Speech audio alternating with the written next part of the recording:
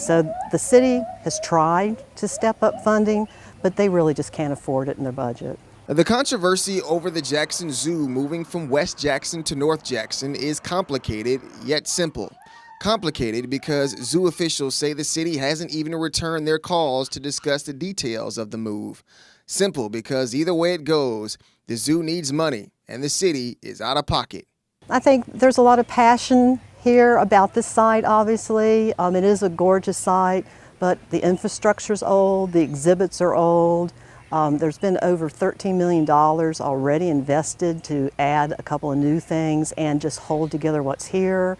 And the funding mechanism that you need to keep the zoo running has been dropping year after year. Jackson Zoo Director Beth Poff says conversations of what to do have gone on for years. Right now, investors who want to fund it want it elsewhere, period. And so the decision, even though it's been talked about for a long time, finally our task force made a recommendation directly to our zoo board last March, and they accepted it.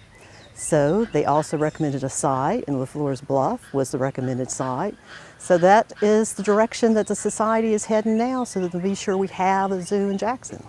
Poff says the new location will actually help better promote Jackson as a city. The zoo would be right in the midst of what she calls the museum district, where the Children's Museum, Ag Museum, and Sports Hall of Fame all are.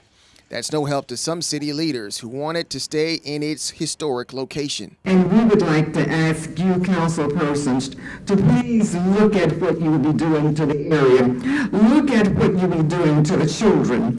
Can you imagine how a child feels when you come in and take out the best thing he had in the neighborhood? The zoo has struggled for over 5 years. They lost accreditation in 2014, and workers haven't been fairly compensated. Security and maintenance are also lacking. Although it seems like the zoo's move is inevitable, it's unclear if they will or even can move without city support. That's so hard to answer because the Zoological Society is a nonprofit, a 501c3. They have a lease agreement with the city to operate on this property. But as far as the zoo itself, they can be anywhere that they feel it was best for a zoo in Mississippi. So that would be looked at. Our lease agreement comes up in 2018. We're hoping that we can come a meeting of the minds and put together transition plans. Poff wants to remind people it could be 4 to 5 years for a move. Until then, the zoo is open for business right where it is. Eric Walker, JSU-TV.